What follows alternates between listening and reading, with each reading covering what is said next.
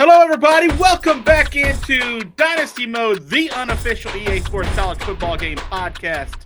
It's episode 2. My name is Arky Shay. That is my friend Demetri Ravanos. Demetri! Man, episode 1 was a lot of fun, but episode 2, that's where we're getting to the nitty-gritty of the game itself. This is when we start to get into, Arky, dare I say, one of the great controversies in the history of the game? Man, it is... I'll tell you this, and I guess we'll get to it a little bit more as we get to the podcast going. I didn't realize how controversial this was for people outside of my face, because I went into this saying everyone loves probation mode. Right. That's not necessarily the case. In fact, that's completely not the case from what I found. But we could talk about that coming up throughout the podcast, because this episode is all about probation and NCAA investigations and when that bad boy came into the game, what it did to it, and when it left, it should have come back here in the game. And let's just start out at the very beginning, Demetri. This wasn't always a thing in the game. Right. Like, Dynasty Mode didn't come into the NCAA Bill Walsh franchise until the 1998 version of the game. 97, but NCAA 98. NCAA 98, right? And then we had 6 more games before we got to probation being introduced and NCAA suspicion levels being introduced. So let's start sort of with that beginning. There's a gap there. So clearly EA Sports either didn't have the rights for the NCAA to do that, or wasn't ready to put that into the Dynasty Mode as it started to build out anyway for at least a few years. The timing of when we got it is really interesting to me, because we are after we're long after expansion into conference championship games, right? The SEC sort of broke that wall down in 92, but we're also after the Big 12 at that point. And I think, was Conference USA the third? Or the MAC. It was one of those two. Was the third one? The MAC, if I remember. Okay, but could have been USA. But I thought it was the MAC. Okay, so let's say it's the MAC, just for argument's sake. So at that point, we already have 3 conference championship games. It is also after the ACC has made its intentions known. They didn't have a championship game yet, but they had already invited Miami, Boston College, and Virginia Tech, to be a part of the conference. So we knew we were getting another conference championship game. So I say all that to say that TV bans were kind of over at that point. TV bans were completely over. They were such a big thing, right? Like Ole Miss 95, Auburn 93. Was Alabama, were they 94? No, I think Auburn was the ones right before. Like 1994 going into 95 was when Ole Miss was put on probation and banned for the 95 season. And I'm pretty sure not only was Ole Miss the last TV ban that happened in football. I think like a hockey team got it the next year or something. But that's sure, it killed them.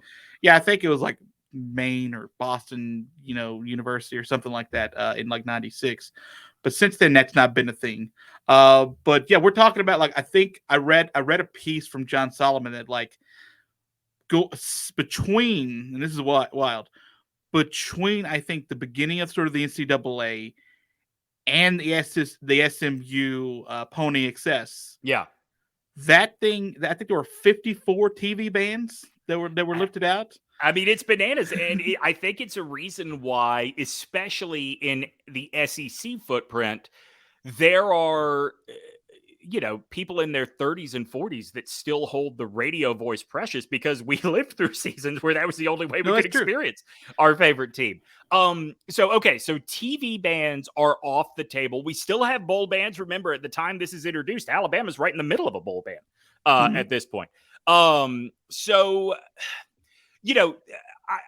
not saying that the NCAA had lost its teeth, but I am interested in what the conversation looked like between EA Sports and the NCAA, because the NCAA was starting to, I don't know if it was begrudgingly, I can't imagine it was, but starting to recognize, hey, there's too much money at stake to really come down too hard. Yeah. Come down hard at all on certain teams, and come down too hard, period, on everyone. Yeah, so I believe I saw that Ole Miss, the last football team that had to deal with this in 95, lost just under $2 million in revenue, potential revenue. And sort of the theory is why you'll never see it again, even though it's still, I think, in the bylaws, is that you're hurting teams that had nothing to do with it. Right. And then there's so much money in TV revenue coming from, Fox and ESPN and so on and Arky, so forth. can Like we that they may sue the NCAA for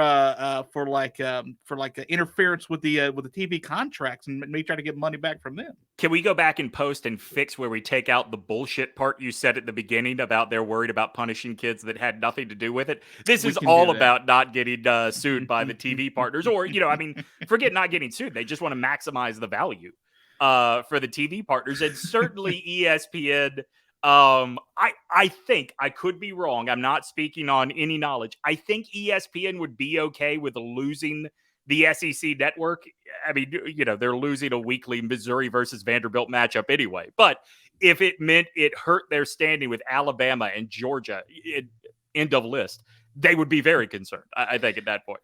We could take out the part about not wanting to punish kids that had nothing to do with it. Yeah. Because we know the NCAA still likes to punish kids that had nothing to do with it. But universities that had nothing to do with the probation, I think I can add that back in there as the addendum. So we'll fix that and edit maybe. So we'll see what happens. Maybe there'll be a nice SpongeBob scene in there for people while that goes on. A little under construction, with the Stickman construction figure hat. So yeah, I think interesting for me, like with you, is when the NCAA and EA Sports are sort of partnering, but the NCAA has given their permission for logo use and bowl game uses, and their piece of that pie, right? Like even though the bowl games had their own logos, blah blah blah. They had not sort of implemented this. So what is the conversation you think between EA Sports and NCAA to say, okay, we want to add this extra feature? Because the NCAA had to, there's no way they didn't say, okay, fine, you can have probation, but you cannot have arrests, you cannot have taking illicit benefits, you cannot have, all these things. Because if you'll recall, a lot of what kids get busted for in the game is pretty tame by NCAA standards. You almost wonder if the NCAA would actually care about skipping class, if the NCAA would actually care about failing grades. That's mostly what the violations were. Yes. And by the way, not to sort of one up you or anything, I do have screenshots we'll post in the enhanced video and on social media where there are arrests happening. Oh, really? There are. Yeah. In fact, if you scroll down in the notes that I sent you, there's a screenshot of some of these, because I went through every version of the game to see how easy it would be to get on probation, or more importantly, to see how quickly you get into some of these infractions. And I'll tell you what, there was one team that was the fastest to get to. And if you want to take a guess to sort of the late 90s, early to mid 2000s. Yeah, it had to be Miami. Close. You're in the right state. Oh, FSU. FSU. Game one. Game one, there was an infraction on the team I had to deal with. And I was like, what's going on? Yeah. But like Michigan, for example, I got all the way to the Ohio State game before something happened. So anyway, more on that in a second. But yeah, so the NCAA had to have some sort of all right. Can I give you a theory on that real quick? Can I give you a theory on why FSU so quickly is on probation? Okay. And I think... I think this was 2000. I think this was 2006 version. So I think this was the second year of it. Okay. All right. So if you think about the schools that have big time college football, I'm not talking about whether or not they're good. I'm talking about playing a power conference that would generate a decent number of programmers and engineers, and also think about the fact that there are certain teams that just never seem to be bad in the game. It always felt to me like the programmers of NCAA football had a Georgia Tech bias, which I'm not saying is a bad thing, but I've never seen Georgia Tech be bad in NCAA 14. I wonder if this is a little tweaking of the rivalry. It would be kind of interesting, wouldn't it? So the NCAA had to also come off their horse a little bit, because the NCAA for decades has been the big bad wolf, the bad guy. Yeah, of course. They've been the enhancement, the enforcement of what no one sort of wants to see, which is their team put on probation or knows of allegations, so on and so forth. So NCAA had to say, okay. And then you wonder from then if EA Sports gave them a list, and you think they would have, of this is what we'd like to do. And NCAA said, okay, this, maybe this, maybe this, but no this, or no that. And then going through some of the ones, like I'll mention some of the screenshots. LSU had a guy who just unspecified broken rule, voluntary workouts that were caught. Oh, this was one from when I was pretending to be, is this Maryland? I think this is Maryland. The running back was caught stealing clothes at a local shopping mall this past weekend. Oh, wow. Yeah. You sure that wasn't Florida State?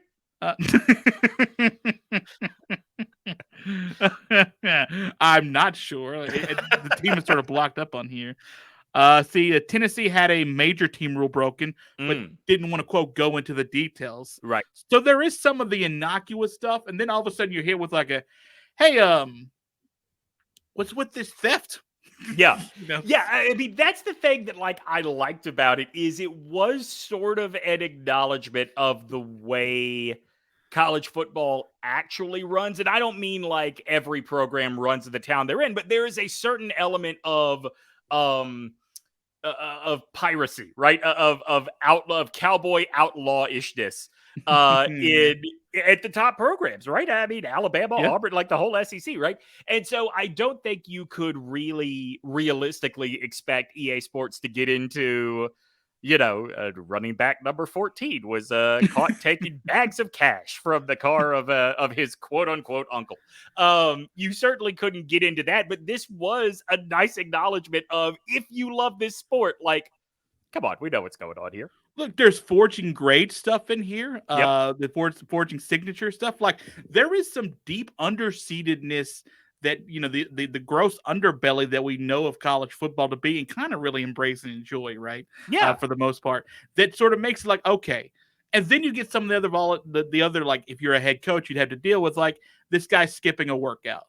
You're like, okay, I don't know if the NCAA is that interested in him skipping a workout, but I guess I would be, so you can sort of skip out on this. So I think there is a place for this in the future game, and I'll get into details in, as we get to talking about that. But I definitely think there is a role for probation, or at least for NCAA interest in your program in the future games. But you got to think about what has happened between, when did this go away? It was in the 2000 NCAA Football 2011, so 2010 calendar year. Okay, so so it stayed in the game for a decent amount of time. Yeah, it did. It got out just in time for Cam Newton. Yeah, so I was about to say, from 2011 to now, Cam Newton might be the tamest thing, right? Because what are we talking about? Like, we're talking about the University of Tennessee having to hold a meeting of all of its coaches saying, hey, maybe our players should stop raping women. We had the Baylor scandal. We had, hell, since it now. So around that time, or at least before it went away, we had the beginnings of the USC scandal and the UNC scandal. And, the USC, the ruling on Reggie Bush at USC is now seen as a complete joke. UNC, basically the NCAA said out loud, oh, we don't want to kick this hornet's nest and see what else is happening everywhere. So we'll just pretend that we have no jurisdiction here. I mean, what has happened between this going away and now would make it really hard to give us probation the way we first experienced it in this game. I do love that the North Carolina ruling was essentially, hey, listen, we've not really had to rule like this before, so we're just not going to. Right. Because if we do, we're up the creek. This is an academics thing. What about the NCAA has to do with college? Yeah, this is the National Collegiate Okay, never mind. We could rebrand. I was about to say, actually, I believe Mark Emmert's press conference, he finished that and still acted like, what do we have to do with college? We're a corporate champion of Reese's. Thank you very much. Oh my God, corporate champion. Yes. Listen. Hey, listen. Think of the NCAA as a spirit squad. I'm going to be a champion something other than sports. Right. I guess biomedics, because everyone turns out to be a doctor or something. Is that what happens when you go to college? Like, you become like a researcher, like with fellowships of millions. My understanding from the commercials that aired during the tournament about 10 years ago was you go up for a layup and you come down holding blueprints for a new building in downtown. Oh, you become a great architect. That's Right, right. Or right. civil engineer. Yes. But here's the thing, Arky. Nobody struggles thanks to the NCAA. That's true. Yes. There's nobody that can't hold down a job in a produce section of a grocery store because they played college sports and the NCAA is their spirit squad, you see. All former college athletes are gainfully employed either in the sport that they happen to be really good at, right, or by some heavy-duty firm that's paying them I was a lot about of to money. say, or something that requires a postgraduate degree, which they don't have to worry about because they played NCAA sports. Yeah, listen, I am sure who's the former Oregon quarterback that went to become like a tree scientist at Ole Miss? Jeremiah Masoli. Jeremiah Masoli, yeah. He's like, who by they the don't way, have they don't have forestry stuff in Oregon, so I'm gonna go transfer. Yeah, or who, by the way, is still having a very fruitful career in the CFL. Well, you got to wait till the CFL's over, then you go attack the trees. I mean, where better for trees than Canada? That is true. Oh, Canada. So with the NCAA, so here's how it sort of started, right? This is how it sort of devolved.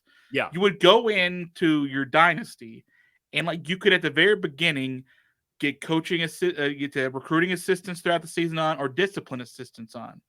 And then at some point, you'd be able to attribute a certain amount of points, usually up to like 100 if you wanted training, focus on training versus recruiting versus discipline, right? And if you didn't have points for discipline, guess what?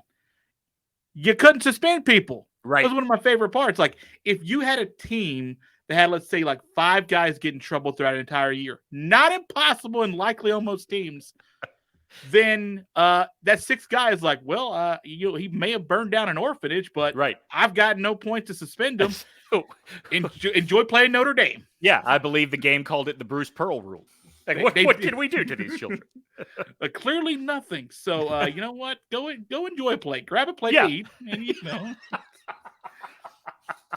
But I think it would be interesting that like you had to not only sort of acquiesce the NCAA suspicion meter, which would be at the top corner, but you also had to sort of manage your expectations of the points that you had to distribute, especially if you had someone like Florida State who was trying to be suspended in the first game of the season. Yep.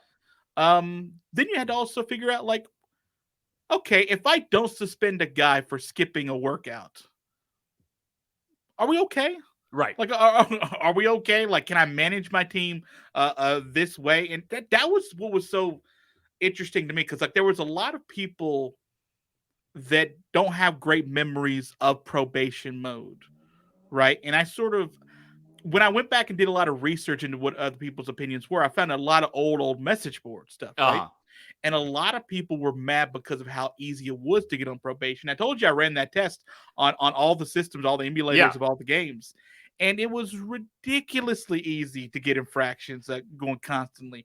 And that is a good part of the game, in my opinion, because it's sort of embracing the realism of it. Right. But it's really damn annoying, man. It is really annoying when you're having to like keep the NCAA off your back because of, someone cheated on a test. You're like, okay, the NCAA will care about your GPA at some point. Right? So here's the thing, right? Like if they're going to bring this back, this is, I think, a big part of like totally overhauling what Dynasty mode is, because there were certain things that the NCAA would get very concerned about. This kid skipping a workout, or this kid, sleeping through a test, or hasn't been to class, blah, blah, blah. That really, that's the kind of stuff that when you are on the coordinator level should be a problem for you. Because one of the things that I think future versions of this game should let you do, and this would tie directly to NCAA probation, if they had this back in the day, this would have been, I think, a real indicator of just how much NCAA probation could be a problem for you. I think you should be able to choose, are you a Boy Scout or are you a scumbag as a coach? Oh, okay. So because like if you're, if you are, if you start the game as part of Matt Campbell's staff, like you're probably never going on probation, right? But if you start the game as part of Hugh Freeze's staff, buddy, all bets are off. I find it sort of fascinating that like if that's a possibility, that would sort of adjust your attributes one way or the other, right? Because like I just looked back at one of these screenshots I'll show you guys. This is from USC, I think. The right tackle, number 74, doesn't seem to take the voluntary workouts as seriously as he should. Yeah, why would the NCAA care? About more voluntary workouts. I was about to say, more than that, Arky, why would the head coach care? Exactly. This is a position coach's job. Like, you don't bring that to me, okay? That's right. No. That's right. You're talking about, by the way, a team that at this point was coached by a dude that thought it was hilarious to have a guy fake a suicide during a college. I'm sorry, during a practice. Right. Do you think he cares if people are showing up for scrimmage work or for voluntary workouts? 0.0% chance Agreed. that's a thing. Agreed. This is one from when I was Alabama. Right outside linebacker number 51 doesn't seem to think that schoolwork is important. Playing football for Alabama is a privilege. We don't need guys with this attitude. All right. Well, that's someone clearly has never talked to an Alabama coach. That's a good team idea. Yeah. But an NCAA idea? Well, I mean, but on top of that, too, like, this is what I'm getting at about the personality has to play a role of the coach involved, right? Because, like, come on, that's not a conversation Nick Saban is having. No, and if you get a bunch of these just ticky-tack, stupid voluntary workout things, I saw on message boards, guys played like 3 seasons and 20-plus teams were on probation. Yeah. You ever seen 20-plus teams on probation? Ever? Over a 30-year stretch? That's a really good point. Also, the other thing, too, is like, man, EA Sports, and granted, when you are working with the NCAA, you have to paint them in a positive light. They really seem to think the NCAA is a lot more efficient than the NCAA ever showed the ability to be. The NCAA has like 11 employees. How in the world do you think they're going to be able to monitor all of, like, I know you have to submit reports to them. As recently as like 2 years ago, didn't they have 8 enforcement officers to cover every level of NCAA sports? It was under 10. I do know that. Yeah. I think it was just like, what? By the way, the 11 employees included Mark Emmert, by the way. So, like, if Mark Emmert's not knocking on the door, like, hey, right. People going to practice. Yeah, like 11 employees. And I mean, you got to imagine a good chunk of them are dedicated to making sure Enterprise Rent-A-Car stays a corporate champion. That's right. Oh man, if I have to see that car covered in like a newspaper or covered in like a brown paper bag anymore, like it's just gonna be the greatest thing I have to deal with. Do you remember when all the ad campaigns were like, hey, we hire NCAA athletes? It's like, do you? Okay. Do you know they're NCAA athletes, or are you just hiring dudes? Right. It's like the old Home Depot commercials about we employ more members of Team USA. It's like, did you know, or are they like guys on the race walking team? There's a pipeline. There's a pipeline. You get off the track, you go into Enterprise, and you start making reservations. So I think it's okay. So we know we'll reminisce more about what sort of probation was and is. But essentially, I think we get to the part that's sort of really interesting is that at the end of the whole run, which was, I think, 6 installments, and ended with NCAA 2011, you essentially had the exact same NCAA probation format. Like, there was very little change. The engine changed on the EA Sports, the college football game. A lot of the features changed throughout it. I was about to say the momentum meter came and went during that time. That's right. It did not exist. It was birthed. It died. Like all during the stretch of that. So clearly, like, that wasn't the main crux of what EA Sports wanted to sort of pay attention to, and the NCAA either. But I want to ask you, do you think EA Sports, because they were either hamstrung or I wouldn't want to say lazy because they put a lot of different features. They try to spruce things up as much as possible. Do you think the NCAA just wanted to get out of that and not be sort of the enforcement? Because they did it for a lot longer. If you thought you were getting bad publicity, they did it for a lot longer than I thought they would have if that's the scenario. You know, what's interesting too is I was just thinking about this. It doesn't start, and I get this is basketball, not football, but it doesn't even come into being until after the Dave Bliss scandal, which, if anything would have ever, if I'm the NCAA, if I would ever say, hey, enough playing around, we're not going to make light of this anymore, that would have been a big thing for me.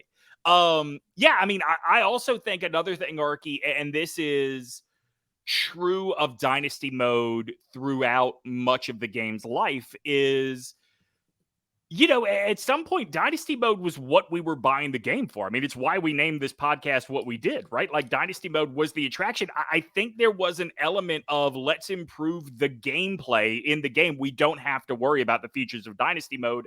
Guys are going to come for it no matter what. That is a very interesting thing you bring up, because in a lot, I don't remember as a youngin reading a lot of game reviews.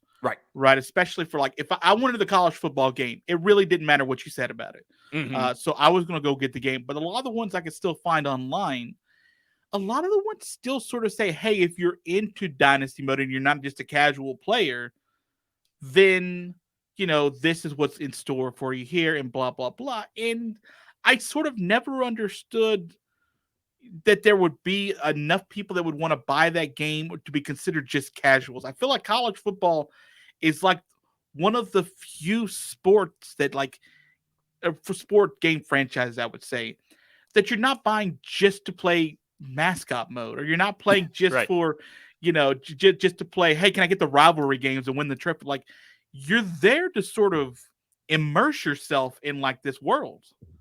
Yeah, and I mean, I think that certainly franchise mode in Madden has become that. I think that it's not dynasty mode. It is more in line with like Campus Legend or something like that. But certainly, story mode in 2K has become a thing people tend to buy 2K for at this point. And frankly, I would say that if you modeled a future version of Campus Legend off of what you did or what Sega did with 2K and story mode, I think that it could maybe shift the focus away from dynasty mode on NCAA football, because like there are really cool things about watching your player on 2K grow from a rookie into a veteran leader of the team. It would be really cool to see that happen for not a player, but a coach on the NCAA football franchise. But as it stands right now, dynasty mode let you do everything. Like, I remember my first exposure to dynasty mode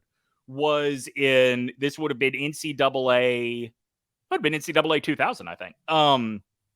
For the original PlayStation, I had a roommate in college who, when I met him, had severely broken his arm. I mean, he was in a cast from his wrist up to his shoulder, and he couldn't play, but he could do all the background stuff on Dynasty mode.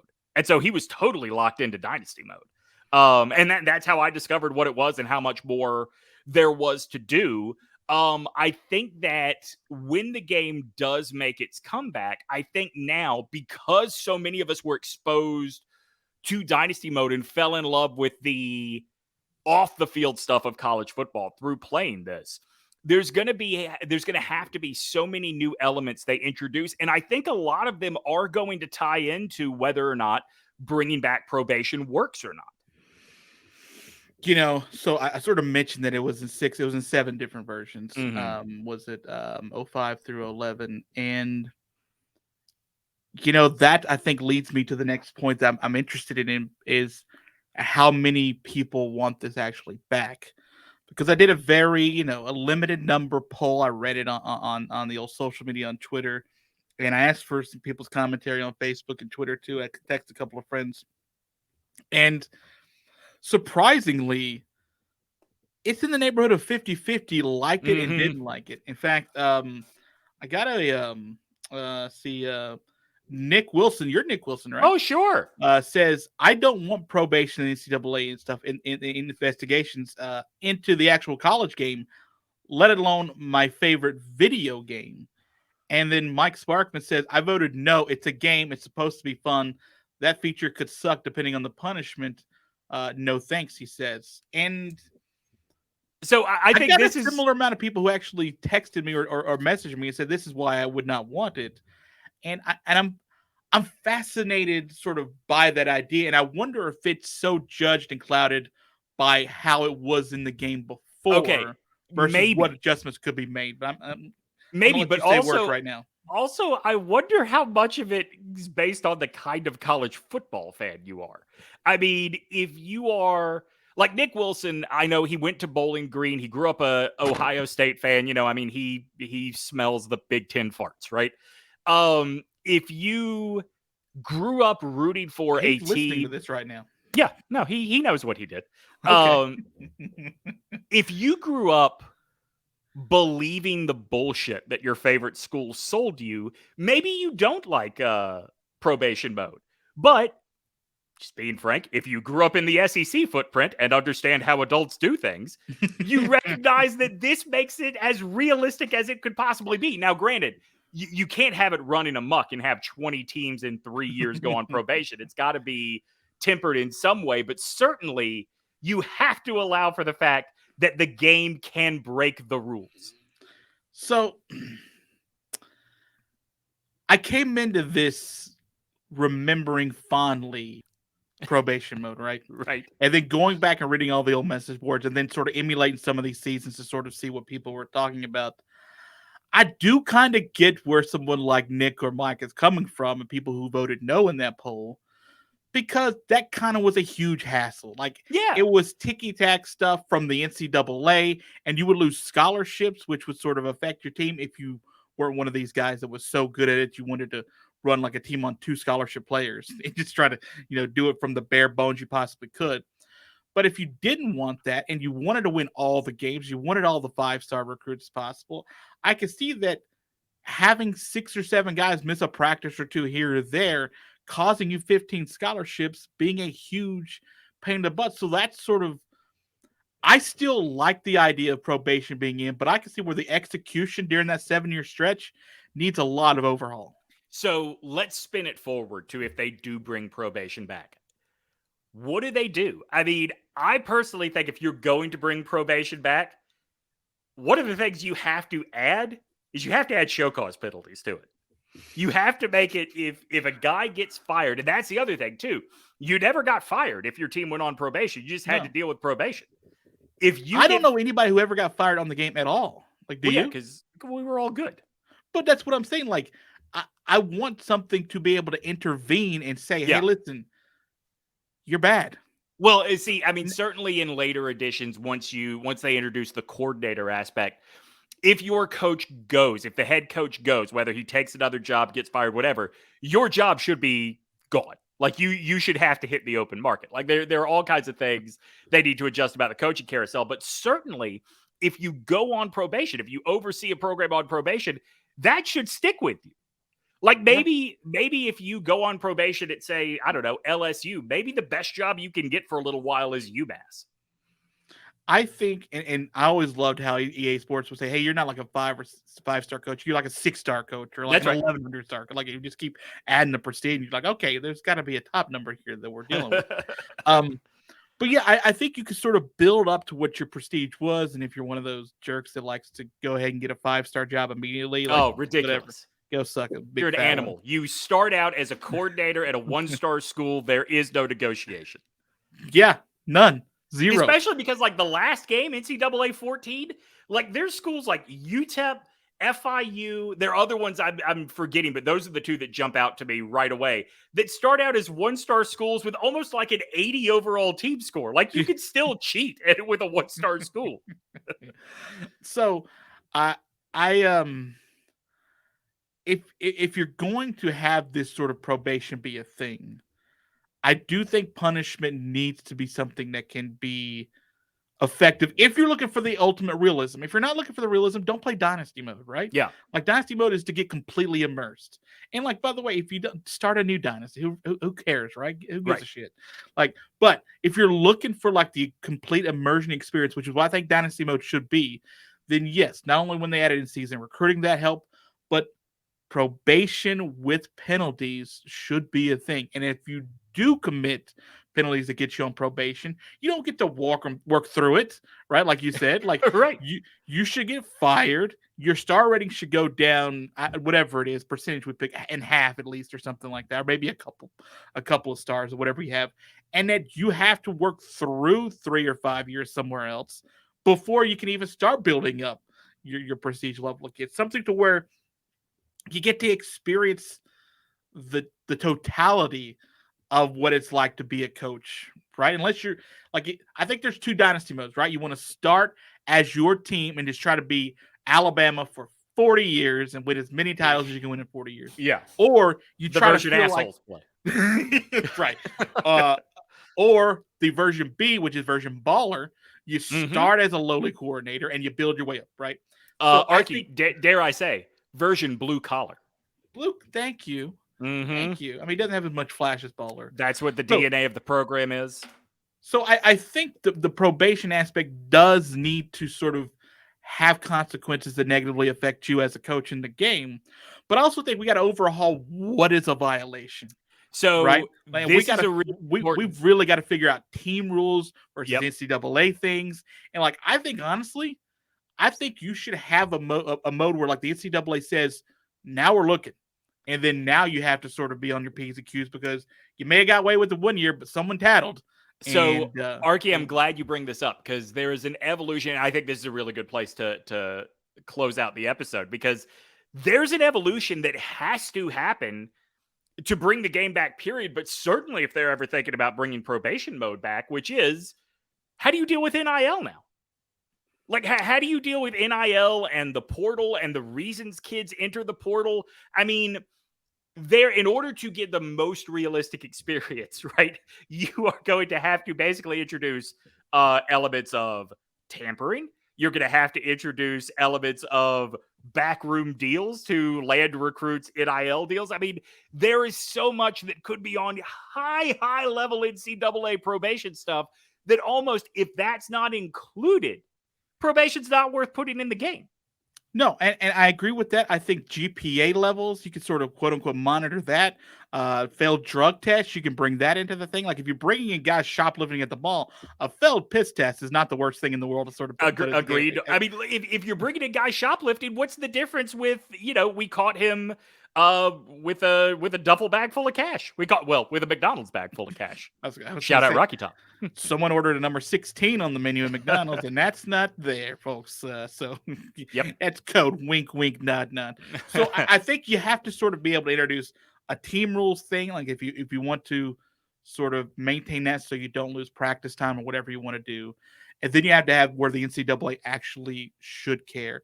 And then that's where you sort of get into the harder to get on probation because no one gets on probation. So it should be really tough to do. Yeah. But you should be having to monitor your team because, guys are shitheads, right? Stuff happens all the time.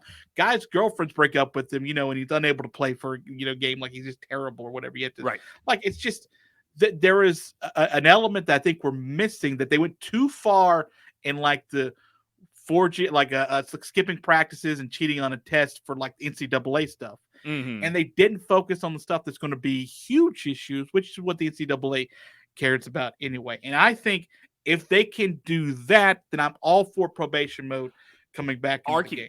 This is the thing, right? The probation or the violations we got don't paint the NCAA in a particularly bad light, right? Right. Who's not part of the future game? Right now, right? Didn't the NCAA sort of bring that? I thought the NCAA dropped that, and then like the SEC dropped that at one point, and then like the Big Ten dropped that, and all of a sudden, once you saw the Ed O'Bannon writing was on the wall, everyone sort of backed out. But right. The NCAA could always come back in there. They could always come back, but what if EA is able to build a really good game just using the individual college licenses? Because I told you this in the first episode. Let Kirby Smart have to be the one hitting the road, not being able to tell kids, hey, you're going to be in a video game by next year. Every school's going to end up in this thing with the NCAA or without. I think there is a very good case to be made. You could just create a phantom organization. Yeah. Right? So it's not the NCAA, it's the ASPCA. That's right. The USCAA. The USCTT.